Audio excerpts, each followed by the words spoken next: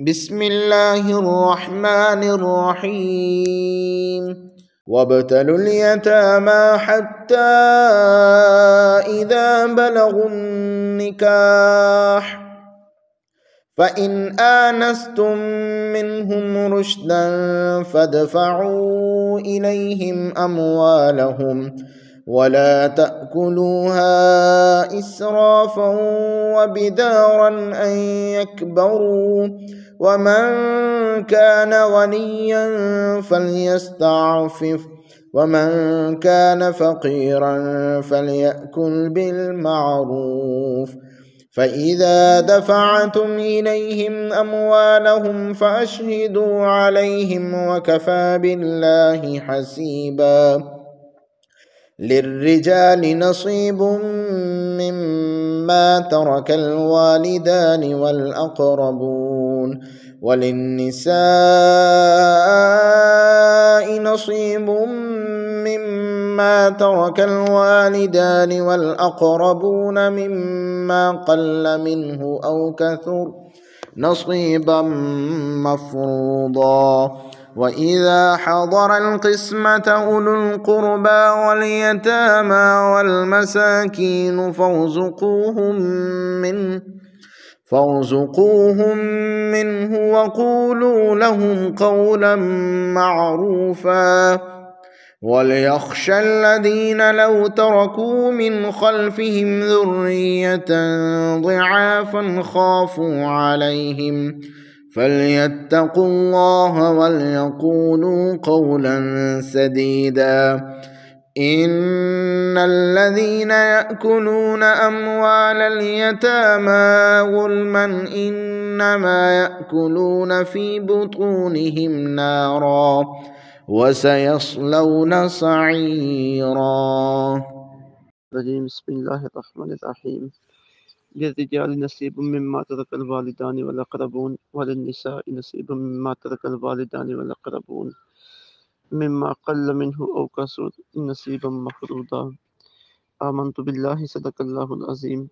رب اشرح لي صدري ويسر لي أمري واحلل عقدة من لساني يفقهوا قولي. الصلاة والسلام عليك يا رسول اللہ وعلى آلك وأصحابك یا حبیب اللہ. آج کا ہمارا درس قرآن سورہ النساء کی آیت نمبر 7 سے آیت نمبر 10 تک ہے. اس میں ایک اخلاقی اور دو شرعی قوانین بیان کیے گئے ہیں. سب سے پہلا انتہائی اہم اور مارکۃ الآراء قانون وراثت کے متعلق ہے کہ والدین قریبی رشتہ دار جو بھی مال چھوڑ کے جائیں، ہر مرد ہر عورت چاہے اس کی عمر جتنی بھی ہے، وہ اپنے اپنے حساب سے اس کے ترکے کا مستحق ہے. اسلام سے پہلے صورتحال اس سے مختلف تھی. عرب میں اس آدمی کو وراثت کا مستحق سمجھا جاتا تھا جو جنگ کرنے کے قابل ہوتا تھا. عورتیں اور چھوٹے بچے باپ اور خامن وغیرہ کی وراثت سے محروم کر دیے گئے تھے. یورپ کے کچھ علاقوں میں یہ قانون تھا کہ وہ صرف بڑے بچے کو وارث بناتے تھے، باقی فارغ. بھارت میں بھی یعنی انڈیا میں خواتین کو وراثت میں شمار ہی نہیں کیا جاتا تھا. اب چونکہ سب کا جانے والے کے ساتھ تعلق ہے تو دین اسلام نے عدل اور مساوات کا ایجاد کرتے ہوئے جتنے بھی اس کے رشتہ دار ہیں، قریبی ہیں، ان کی حد بندی کی اور ان سب کو وراثت میں حقدار قرار دیا، اور پھر ہر کسی کی ضرورت کے پیش نظر وراثت میں اس کا حصہ مقرر کیا. اگر کوئی زیادہ ضرورت مند ہے تو اس کا حصہ زیادہ رکھا، جو کم ضرورت مند ہے اس کا حصہ کم رکھا. تو یہ ایک فطری ترتیب ہے جو وراثت میں رکھی گئی. آگے اس کی تفصیل آ رہی ہے.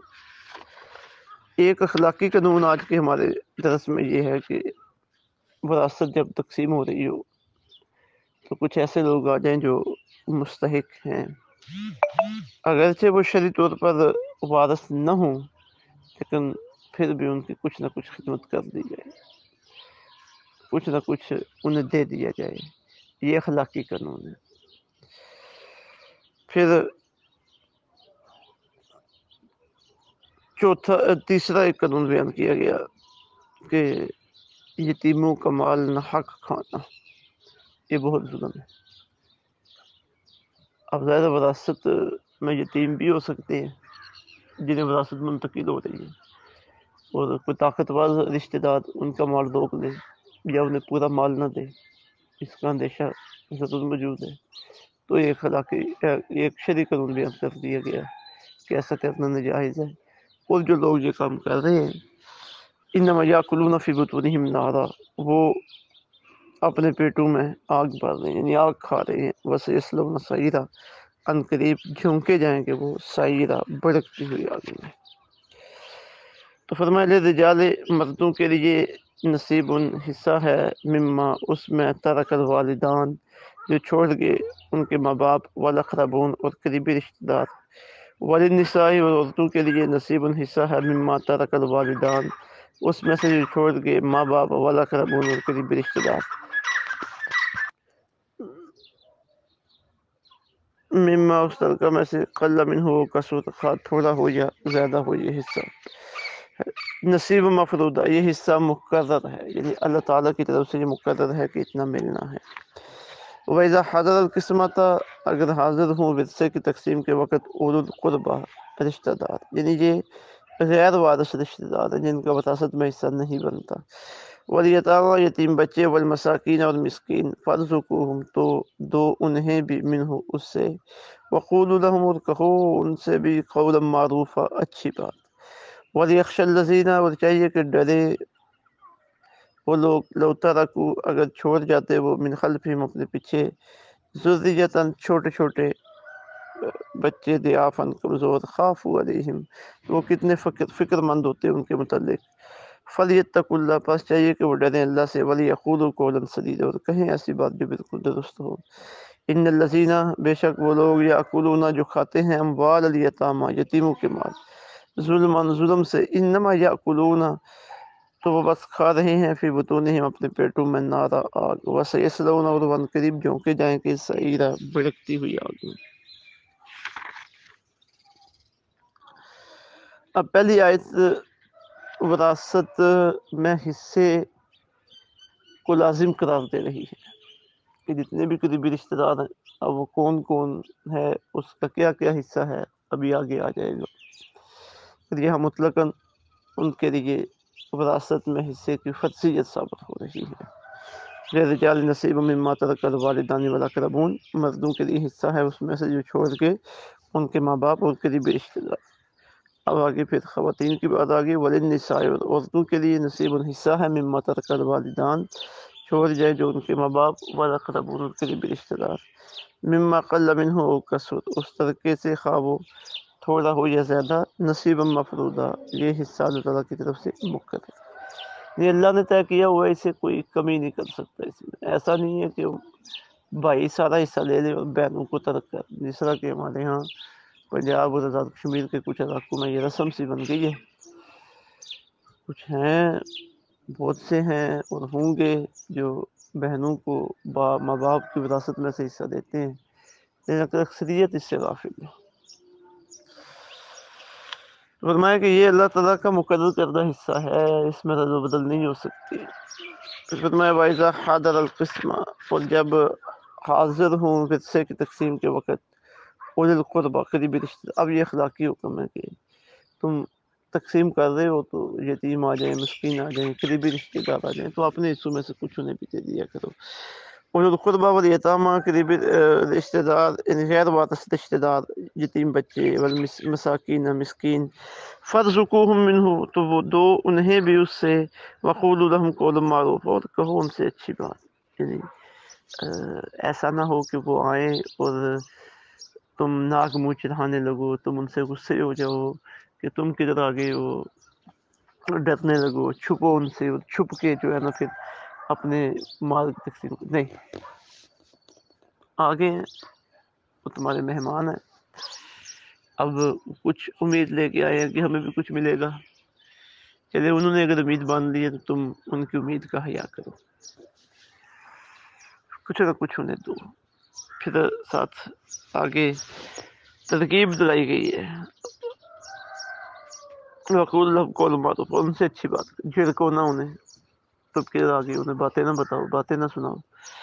پھر آگے فرمایا وَلْيَخْشَ الَّذِينَ لَوْ تَرَكُوا، چاہیے کہ ڈرے اگر چھوڑ جاتے وہ. اس میں وہ لوگ بھی آگے جن کے پاس مال کی تقسیم کے وہ یتیم مسکین آگے ہیں، اور وہ بھی آگے جو یتیموں کے سربراہ بنے ہیں. والدین بچوں کے چھوٹے بچوں کے چلے گئے پیچھے، وہ سربراہ بنے، تو ان کے لیے بھی ہے کہ وہ ان کے ساتھ حسن سلوک کریں، ان کے مال کی حفاظت کریں، ان کا مال اچھے طریقے سے ان کے سپرد کریں. تو انہیں تنبیہ کی گئی ہے کہ تمہیں ڈرنا چاہیے کہ اگر اس کی جگہ تمہارے بچے ہوتے تم دنیا سے چلے جاتے اور تمہارے بچے پیچھے رہ جاتے، تو پھر ان کا کیا بننا تھا. انہیں اپنے بچوں کی طرح سمجھو. تو تم جس طرح اپنے دل میں خیال رکھتے ہو کہ اگر ہمارے پیچھے ہمارے بچے رہ جاتے تو ان کے ساتھ یہ معاملہ کیا جاتا، تو پھر ان کے ساتھ بھی تم وہی معاملہ کرو. تو وَلْيَخْشَ الَّذِينَ لَوْ تَرَكُوا مِنْ خَلْفِهِمْ ذُرِّيَّةً ضِعَافًا، تو چاہیے کہ ڈریں جو یتیموں کے سرپرست ہیں، اور سوچیں کہ اگر چھوڑ جاتے وہ اپنے پیچھے ذُرِّيَّةً ضِعَافًا، چھوٹے چھوٹے کمزور بچے، خافوا علیہم، تو وہ کتنے فکر مند ہوتے ہیں ان کے متعلق. فَلْيَتَّقُوا اللَّهَ، پس چاہیے کہ وہ ڈریں اللہ سے. وَلْيَقُولُوا قَوْلًا سَدِيدًا، اور کہیں ایسی بات جو بالکل درست ہو. اب آگے ایک قانون آ رہا ہے یتیموں کے مال کو نہ کھانے کا. ان الذین یاکلون اموال الیتامی، بے شک وہ لوگ جو کھاتے ہیں یتیموں کے مال ظلم سے. اب ایک ہے یتیموں کے مال کی سرپرستی قبول کی ہے، حفاظت قبول کی ہے، اور معروف طریقے سے کچھ دے دیا، ضرورت مند بنتا ہے، جو پیچھے کل کے درس میں آ چکا. اب یہ ظلمن بنتا نہیں ہے لیکن لیا جا رہا ہے، قبضہ کیا جا رہا ہے اس کے اوپر، اپنے نام اسے کروایا جا رہا ہے. یہ ظلم انما یاکلون فی بطونہم نارا، تو بس کھا رہے ہیں وہ اپنے پیٹوں میں آگ. وسیصلون سعیرا، ان قریب وہ جھونکے جائیں گے سعیرا، بھڑکتی ہوئی. اللہ اکبر. اللہ رب العزت سمجھ کی اور عمل کی توفیق عطا فرمائے. وما علینا الا البلاغ.